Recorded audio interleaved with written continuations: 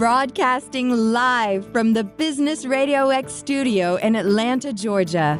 It's time for Atlanta Business Radio. Brought to you by Kennesaw State University's Executive MBA program, the accelerated degree program for working professionals looking to advance their career and enhance their leadership skills. And now, here's your host. Lee Cantor here, another episode of Atlanta Business Radio, and this is going to be a good one. But before we get started, it's important to recognize our sponsor, KSU's Executive MBA program. Without them, we couldn't be sharing these important stories. Today on Atlanta Business Radio, we have Shena Simmons with Stewart Simmons. Welcome.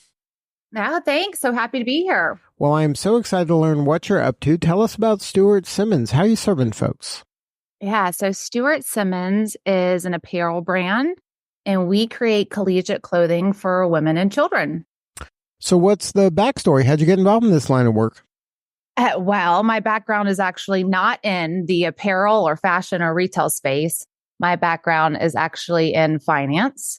So I went to Florida State for undergrad, and I came out with a degree in marketing and finance and worked in corporate America and got my MBA.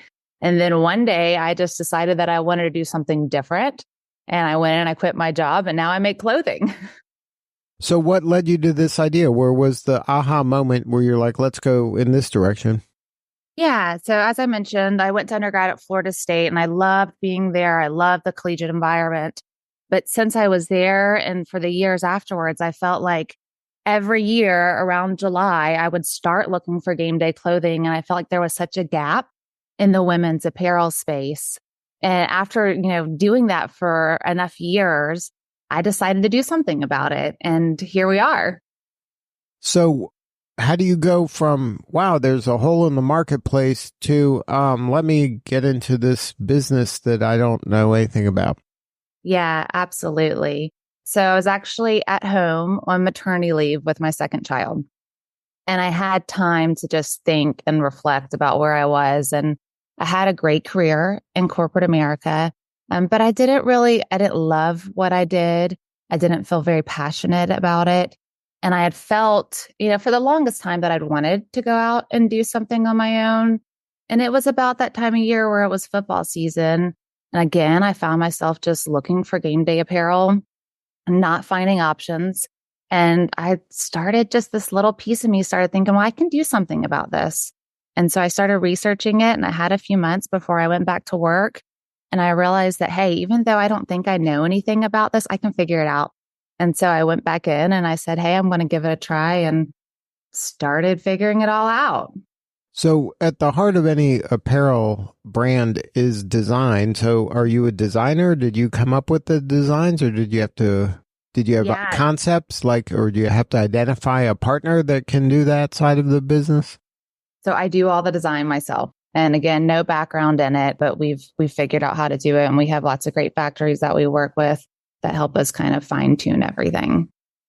Now, what about kind of the complexity of getting the licensing rights from the universities? How did you approach that?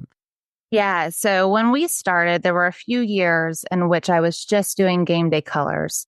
And I realized pretty early on that in order for us to really be successful, we had to go into the license space. And at that point, we had already started to get into some retail locations. And so we were lucky enough to have retail partners that could go to the different agencies and to the different schools on our behalf and say, hey, we see what they're doing in this space. We think they'd be even more successful if they were able to partner with the schools or with your school and to become licensed. And so we started small that first year. I think when I went into the licensing space, we had 2 partners that we worked with. And since then, we've continued to get new partners that we work with. And at the beginning, it was a lot of kind of begging and pleading, frankly, going to them and showing them our product and saying, hey, here's what we do. Here's how we're different. Here's how we think we could really serve the university and your fans. And now we're at a place where we have universities that are coming to us and saying, please, we'd love for you to offer our products and be able to carry stuff with our brand or with our logos on it. And so, luckily we've been able to make a name for ourselves and develop that pool. Now, any advice for somebody else who wants to pursue the collegiate licensing kind of path that you did? Is there, like, how did you even find who the right person at the university is? Is this something that's just out there that if you just Google it, you can kind of figure it out? Yeah, you can. And then it's just a matter of getting in front of them and being able to explain to them, here's how we're different. And the way universities work, I mean, it's in their best interest to kind of not work with a giant handful of partners, right? Like it's easier for them to work with a smaller number of brands. But if you can explain to them like, hey, here's why it's worth taking a chance on me, they're lots of times willing to listen. And we now, because we have a track record and other schools are able to look at and see what we've done, it's a lot easier for us to now work with them.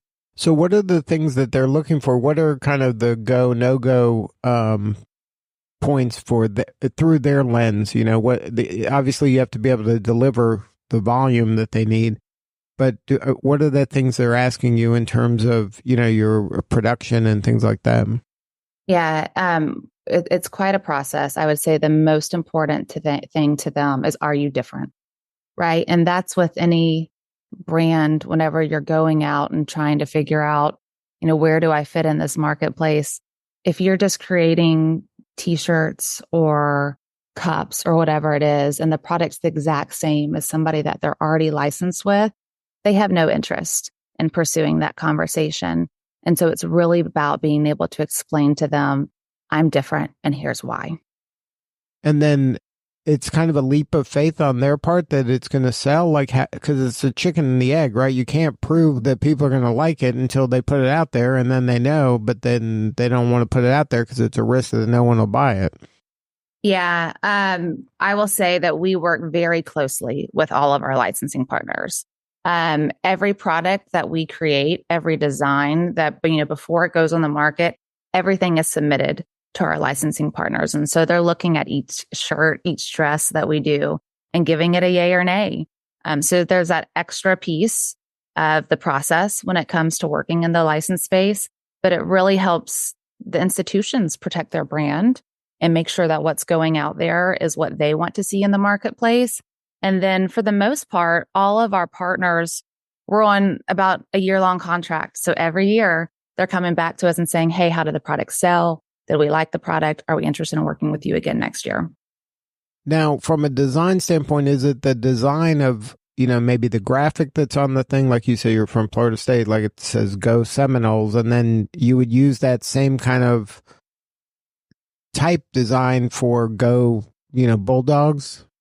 Yeah. I think one of the hardest and most interesting facets of what we do is learning how each school, each fan base is so unique. So for Georgia, the color red is going to sell better than the color black. For Florida State, garnet's going to sell better than gold. Different sayings work better for women than they do for men. And so working with our retail partners and literally like going out into the market and being able to understand what our customers are looking for really helps us create super unique collections so that we're not just kind of putting a Seminole head on this and a Georgia head on this, but really learning those markets and exactly what marks customers and what sayings customers want to see in that space. So it's everything becomes kind of bespoke for any individual university.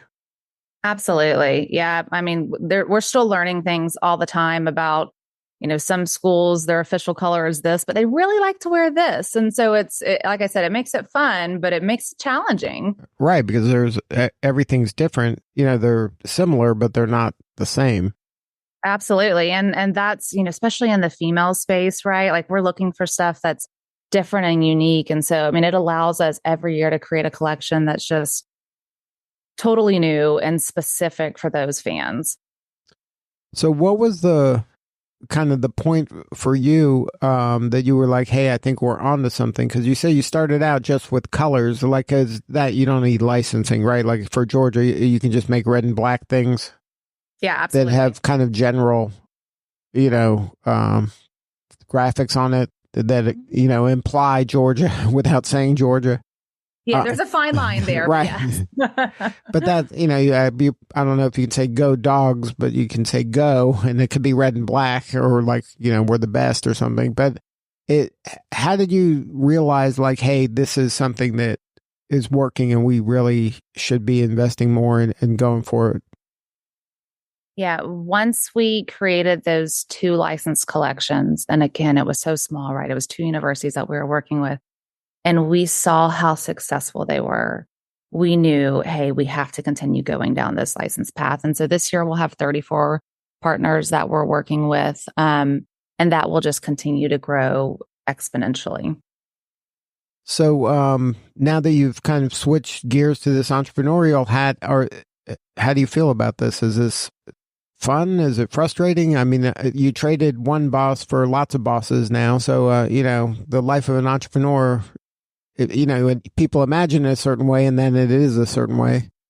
Yeah, it's all the things, right? I mean, it's harder than I ever thought it could be. I was always used to working hard. This is a different type of hard.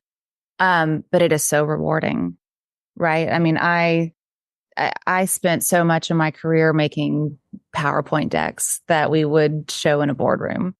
And now I get to make clothes that I can walk around Athens or Tallahassee or wherever it is on game day and see people wearing products that we created. And it is so, so rewarding to be able to do that. And then how does it feel about the stakes? Because now the stakes are higher because now you're responsible for other people. Whereas before, you had deadlines and you had responsibilities, but this is, on you now. Yeah. And every year that becomes more and more as we grow and we bring in more product. There's more on the line every year. But I feel like we've gotten to a place now where we have enough experience. We know what we're doing, that the stakes are high, but I'm so confident in the team to be able, things are going to go wrong, right? They always do, but we're able to recover. So how do you kind of find community? Are you involved in any entrepreneurial groups? Are you part of anything that, helps you kind of lead the team?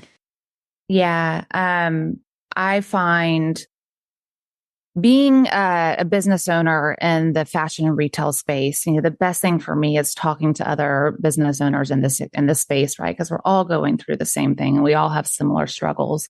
And I get so much valuable information through other individuals. One of the biggest challenges that I struggled with when I first started the company was finding good factories. I mean, being able to make quality product is one of the, it's the most important thing that we do. And it was so hard for me at the beginning. And I finally met this wonderful lady who also owned a clothing business. And these are secrets that people don't tell people, right? You don't say, hey, go talk to so-and-so. But she was kind enough to give me the name of a manufacturer. And that's just, through meeting people that are doing what I'm doing. And if it weren't for that, I mean, we've been working with them now for 7 or 8 years. And had I just not reached out and talked to her, we wouldn't be where we are. Yeah, it's so important. And I think that's what's kind of unique about Atlanta. It is pretty collaborative. It isn't as cutthroat as some other markets. Yeah, I agree. Very much so. So what are you most excited about moving forward?